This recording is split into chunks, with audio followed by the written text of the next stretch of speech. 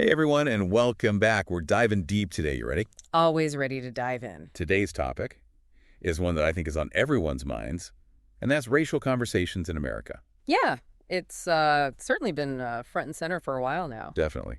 And especially with all everything that's happened, in the last decade, it feels more relevant and kind of, I don't know, urgent than ever. Yeah, I agree with that. So to help us unpack all this, our main source today is an article called Essential Racial Conversations in Trump's America, Why They Matter. Okay. And we're going to be looking at, the historical context, the current climate, and kind of what we can all do to engage in these conversations in a more, how do I say it, productive and meaningful way. Well, it sounds like a great article to start with. Does it give a broad historical overview? Yes, actually, that's one of the things I really liked about it. It doesn't just focus on what's happening right now, but it goes way back Oh, to the good. very foundation of America to really show how we got to where we are today. Yeah. And it starts, with the legacy of slavery and how its impact, I think it's safe to say, still resonates today. Oh, absolutely. I mean, you can't talk about racial conversations in America without acknowledging that, really dark chapter. Yeah. And the article doesn't shy away from that. No, you really can't. I mean, it's such a foundational part of American history, and you can't escape it, really, no matter what conversations you're having about the current climate. Right. And it goes on from there to talk about Reconstruction and then the Jim Crow laws and how all of these things, created these deep inequalities Yeah. that continue to shape race relations today. I mean, it's fascinating how the article, threads that historical narrative all the way through, because it would be really easy to just focus on, the current events and the things that are happening right now, which are important, of course. Yeah. But without that context of how we got here, I think it's really hard to have a truly meaningful conversation. Yeah, absolutely. It's like you're missing a huge piece of the puzzle. And it's interesting because, we often talk about how far we've come as a society. And that's true to a certain extent, right? Right. Here we have laws in place that outlaw discrimination. But the article really highlights how the social and economic consequences of these historical injustices Right. are still very much It- present. Yeah, very much so. The article talks about police brutality, mass incarceration, the wealth gap. I mean, it's like all these things that on the surface might not seem directly related to, the history of slavery or Jim Crow, but when you really dig deep, you see these connections. Yeah, it's all intertwined. And then the article brings it to the present, connecting these historical threads to more recent movements like Black Lives Matter. Right. And it makes the point that, the fight for racial equality is not over. It's an ongoing process. Yeah. Yeah. That's so important to remember that this isn't something that was solved, in the 60s with the Civil Rights Act or anything like that. It's something that we're still grappling with and will continue to grapple with probably for, generations to come. Exactly. And I think that leads us to the next big part of the article, which is how Trump's rhetoric really kind of shook things up when it comes to these conversations about race. Yeah. And the article does a really good job of dissecting specific examples Okay. of his language, like his comments about, Mexican immigrants early in his campaign. Oh, right. Right. And it analyzes how that kind of rhetoric Mm-hmm. really emboldens certain groups while simultaneously alienating and marginalizing others. Well, and it's not even just think about what he said specifically, but the way he said it, the kind of dismissive, almost mocking tone that he often used when talking about these issues. It really, I think, it sent a message to a lot of people that it was okay to not take these issues seriously. Yeah. And to kind of dismiss the concerns and experiences of people of color as being, oversensitive or exaggerated. Exactly. And that's really dangerous, I think, because it creates this environment where people feel like they can't even talk about these things. Right. And the article also talks about how Trump's rhetoric, especially around events like the Charlottesville rally and the Black Lives Matter protests, really exacerbated racial tensions Oh, yeah. and further polarized public opinion. I mean, I vividly remember, those periods of time, and it felt like the country was just constantly on edge. Like every conversation about race was just so charged with emotion. And I think Trump's rhetoric played a big role in that. Totally. It was like he was intentionally pouring gasoline on a fire. Yeah. And it's interesting because the article points out that a lot of his language, really tapped into deep-seated fears and anxieties that a lot of people have, Yeah. especially white Americans. Fears about losing their place in society or their cultural dominance.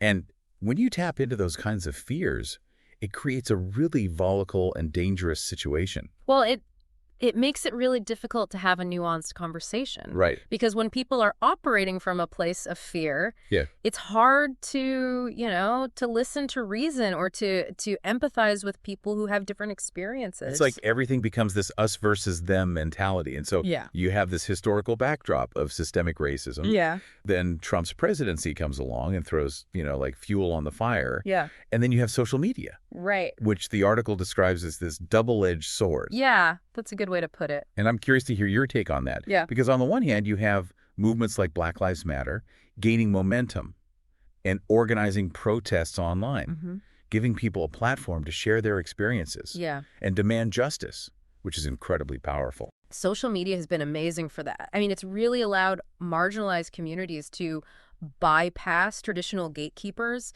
and get their stories and their messages directly to a global audience. It's like this democratization of information. Yeah, exactly. But then there's the flip side, which is the rapid spread of fake news, Oh, yeah. hate speech, and the creation of these echo chambers Right. where people are only exposed to information that confirms their existing biases. Which just makes it even harder to have these, nuanced and productive conversations about race because you're constantly being bombarded with misinformation and with people who are just reinforcing your own prejudices. Yeah, and it's almost like it creates this false sense of reality Right. where people think that, the extreme views that they're seeing online are actually representative of the majority. It's really easy to get sucked into that, especially with the algorithms that these platforms use. They're designed to show you content that you're going to engage with, which often means content that's going to outrage you or make you angry.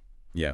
Yeah, it's like this constant cycle of negativity and division. And it can be really hard to break out of that. And the article talks about the importance of, being really critical of the information that we're consuming online and really making an effort to seek out diverse perspectives. Yeah. And to fact check things and to, not just take everything at face value. Absolutely. Because it's so easy to just kind of get swept up in the outrage and the sensationalism of it all. But I think what you said about, making an effort to seek out diverse perspectives is so important.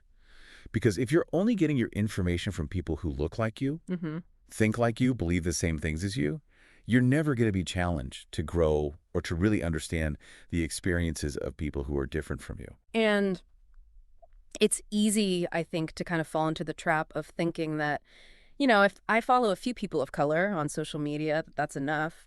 Right. But it's really about actively seeking out a diversity of voices and perspectives within those communities as well, because even within, the Black community or the Latinx community, there's such a wide range of opinions and experiences. Absolutely. Yeah. And I think that leads us to another challenge that the article really dives into, which is just the difficulty of having these conversations. Yeah. Even offline, in person. Because it can be so uncomfortable, right? Oh, it can. I mean, especially when you're talking about, issues like racism and discrimination, which are so deeply personal and often emotionally charged. Yeah. And I think a lot of people, myself included, worry about saying the wrong thing. Yeah. About not being knowledgeable enough, or even about facing backlash or criticism for, speaking up or sharing their opinions. Yeah, I think those are all very valid fears. I mean, nobody wants to say something that's going to offend someone or to come across as ignorant or insensitive.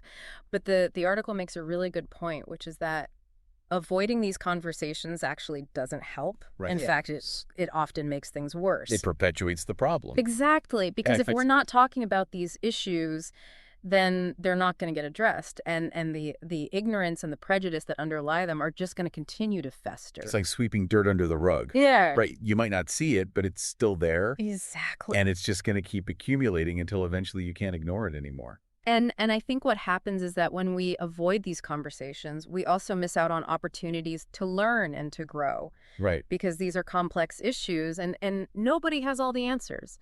But by engaging in dialogue with each other, by listening to different perspectives, we can start to develop a deeper understanding of these issues and hopefully to find some common ground. So we've got this like this historical baggage. We've got this current climate that's really tense and divided, and we've got social media, which is both a tool for good and a tool for harm. Right. So okay, we recognize that these conversations are difficult, but the article argues that they're absolutely essential. Hmm.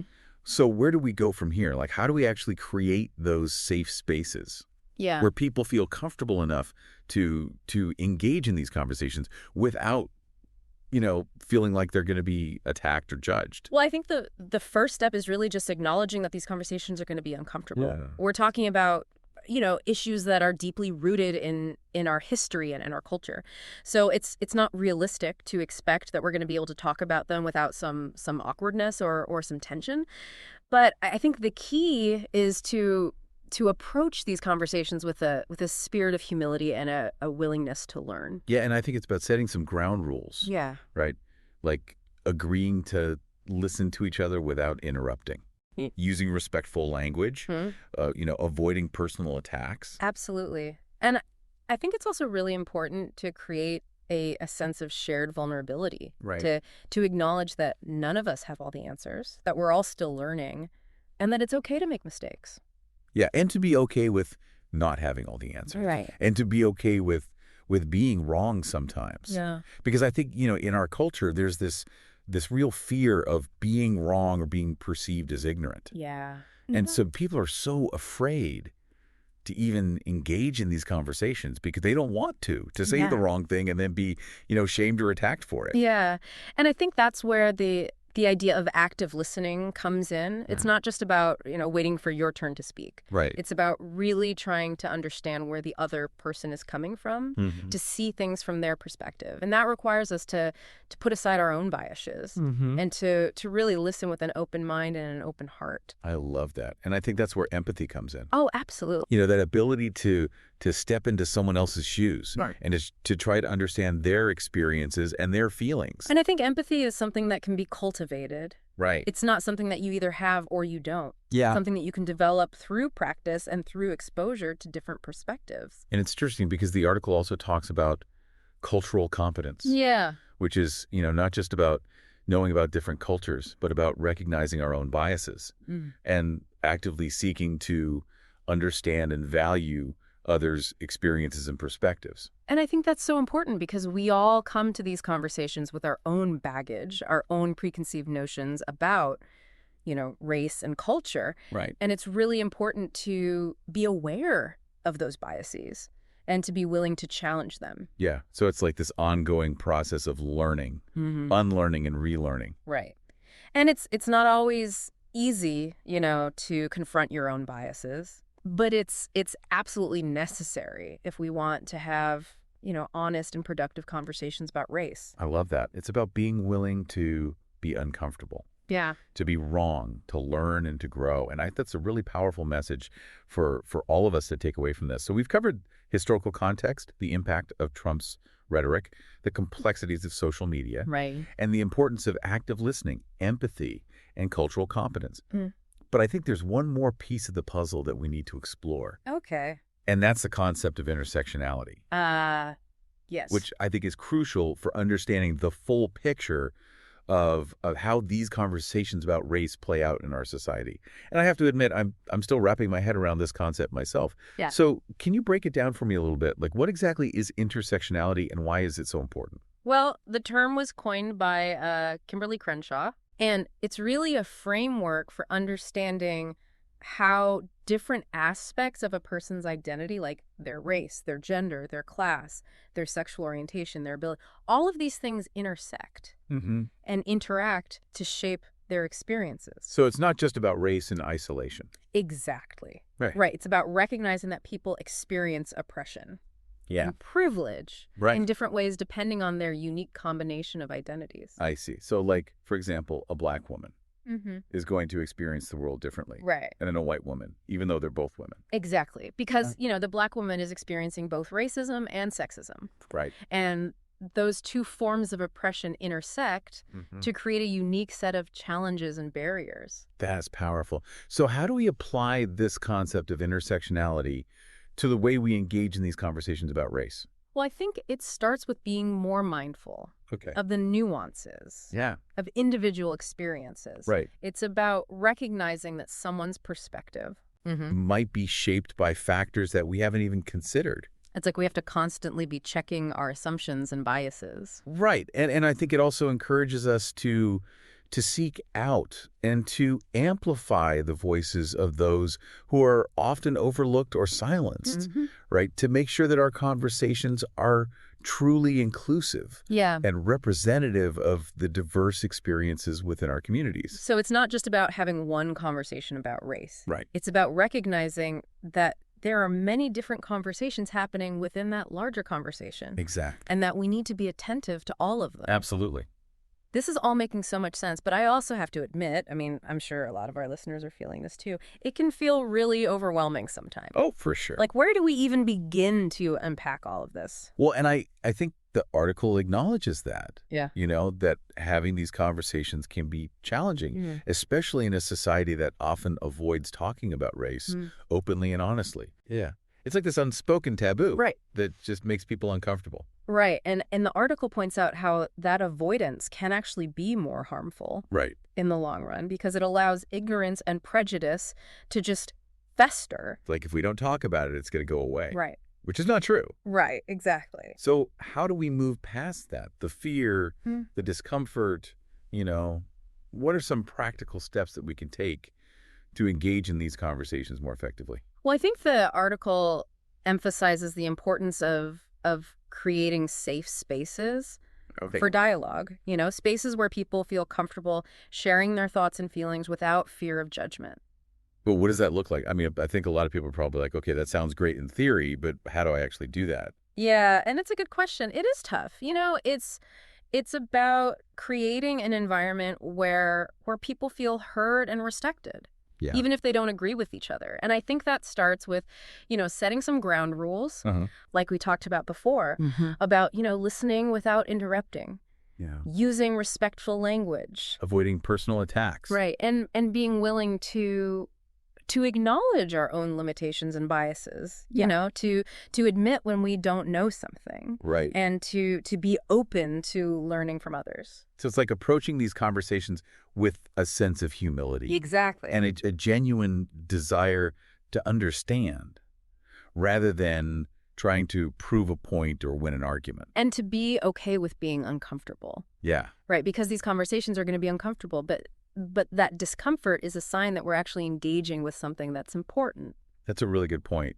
It's like if you're not feeling a little bit uncomfortable, you're probably not really pushing yourself to grow or to learn. Right. And I think that's where the growth happens, right? When we step outside of our comfort zones and we allow ourselves to be challenged. Absolutely.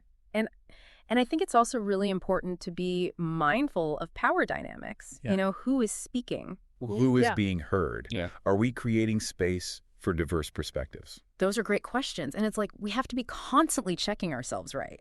Yes. To make sure that we're not unintentionally perpetuating inequalities or silencing voices that need to be heard.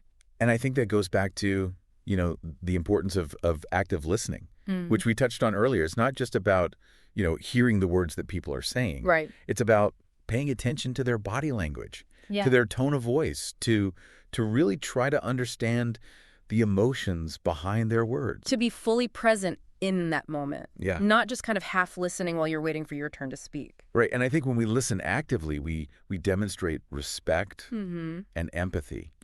And that can help to build trust. Yeah. And to create a more conducive environment for open dialogue. I think that's a good place to stop for today. Okay. But I want to pick up next time with this idea of intersectionality. And really dive into how we can apply this concept to these conversations and to our everyday lives. Looking forward to it. Me too. Thanks for listening, everyone. We'll see you next time. See you next time. Okay, so we were talking about intersectionality last time and how it plays such a crucial role in understanding, I guess, like the nuances of these racial conversations, right? Absolutely. It's like you can't just talk about race in a bubble. Like you have to consider all the different factors, gender, class, sexual orientation, ability, all of these things kind of come together to shape a person's experience. And, one of the things the article brought up that I thought was really powerful was how Black women in particular face a very specific set of challenges. Right, because they're experiencing both racism and sexism, as like Yeah. these two forces kind of collide and create this unique, a unique experience that's different from what a white woman might face or a Black man might face. It's like double whammy in a Yeah. way. And I think it highlights how important it is to listen to the voices of those who are most marginalized, right? Oh, absolutely. Because they're the ones who are often like at the intersection of all these different forms of oppression. And they have so much insight to offer, Yeah. because they're living it every day. It's like their lived experience is so valuable to these conversations. Literally.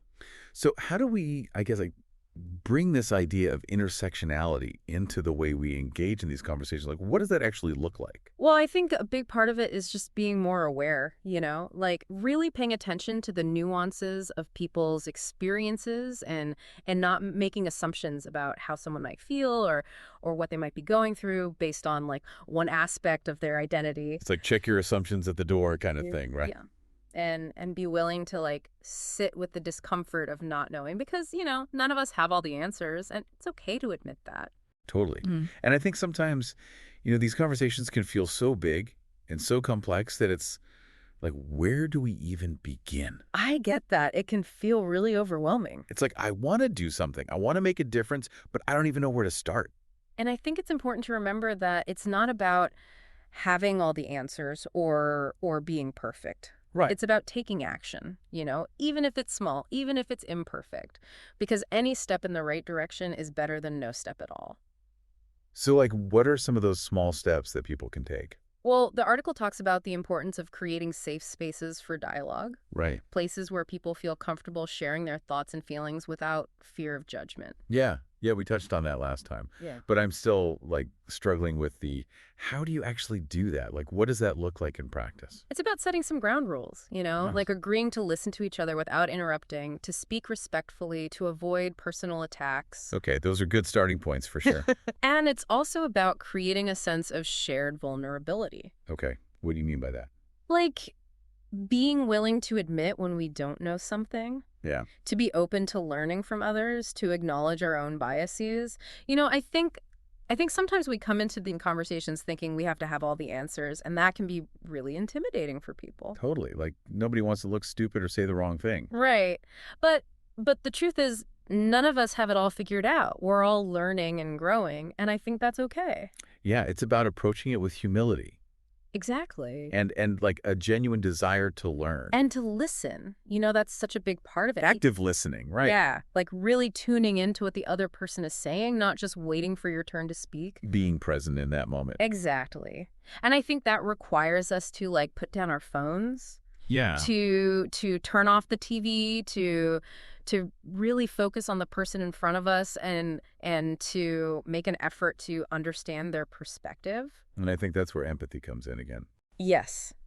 Empathy is so crucial. Like that ability to try to see the world through someone else's eyes. And to feel what they're feeling, to connect with them on a human level. And I think that's what makes these conversations so powerful. Absolutely. Because when we can connect with each other on that level, it's like it breaks down those walls. Yeah, those walls of difference and division. And it allows us to see each other as human beings. Exactly. So we talked about safe spaces, we talked about active listening, we talked about empathy. Yeah. But I think there's another challenge that a lot of people face, which is just feeling ill-equipped to even have these conversations. Yeah. Like, what if you don't know enough? Right. What if you say the wrong thing? Well, and I think that's where education comes in. Okay. It's about actively seeking out information and resources that can help us deepen our understanding of these issues. So it's not just about, having a few conversations. Right. It's about making a commitment to ongoing learning and growth.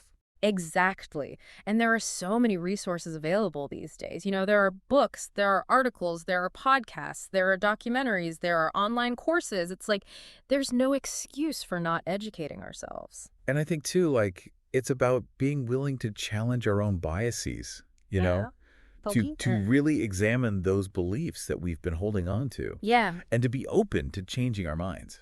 And that's hard, right? Because nobody likes to admit that they're wrong.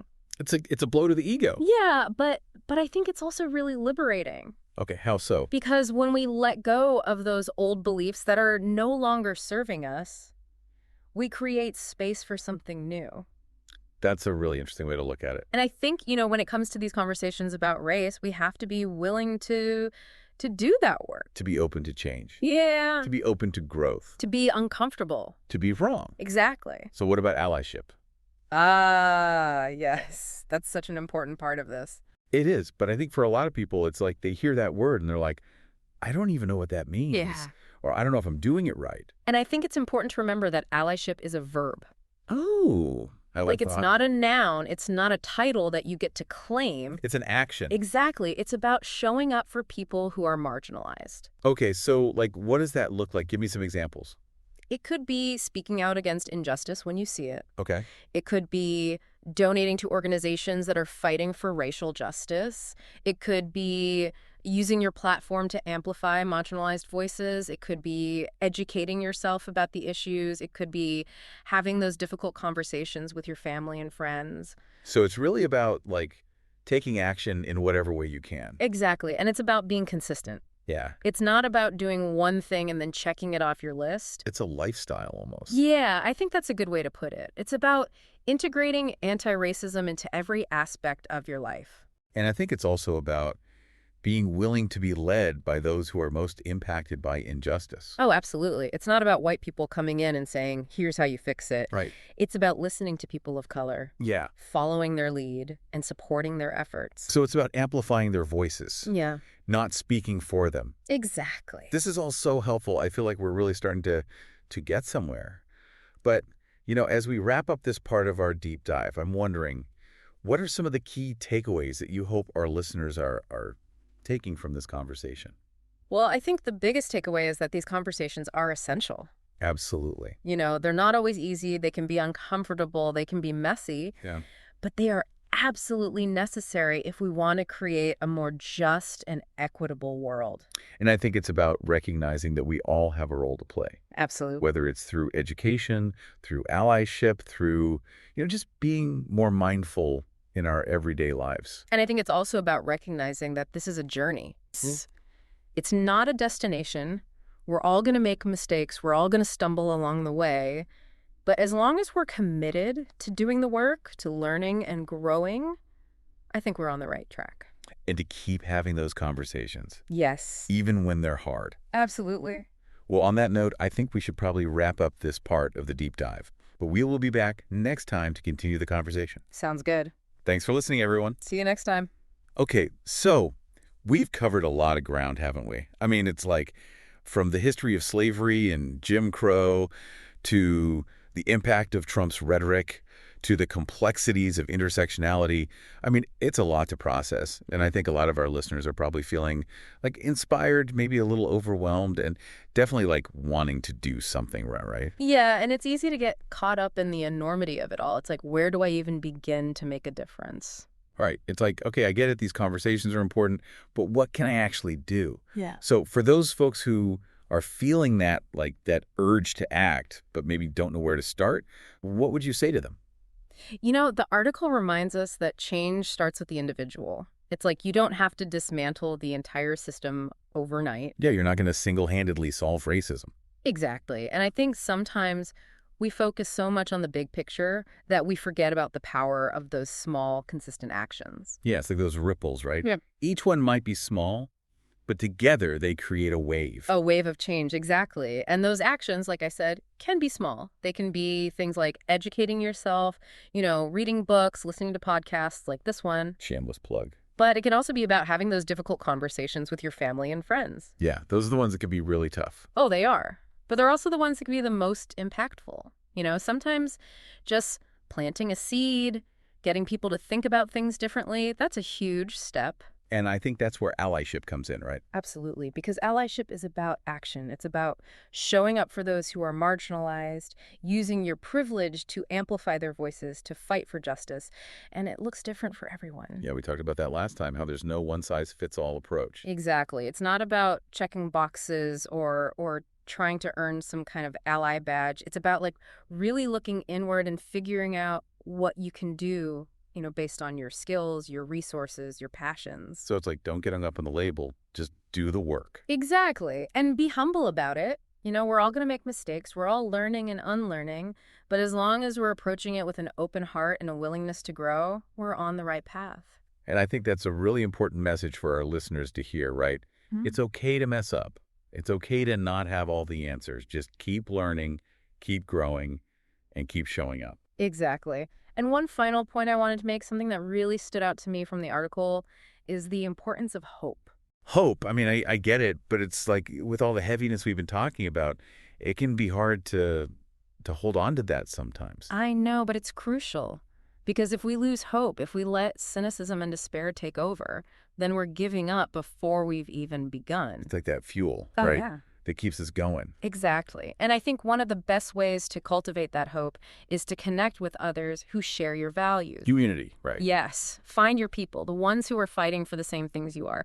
Because when you come together, when you share your stories and your struggles, you realize you're not alone in this. And that can be incredibly powerful. It's like, even when things feel really dark, knowing that there are others out there who are fighting alongside you, it gives you that extra boost to keep going. Absolutely. And remember, progress isn't always linear. There will be setbacks. There will be moments where it feels like we're taking 2 steps back for every 1 step forward. But we can't give up. Exactly. The fight for racial justice is a marathon, not a sprint. And we need each other to get to the finish line. Couldn't have said it better myself.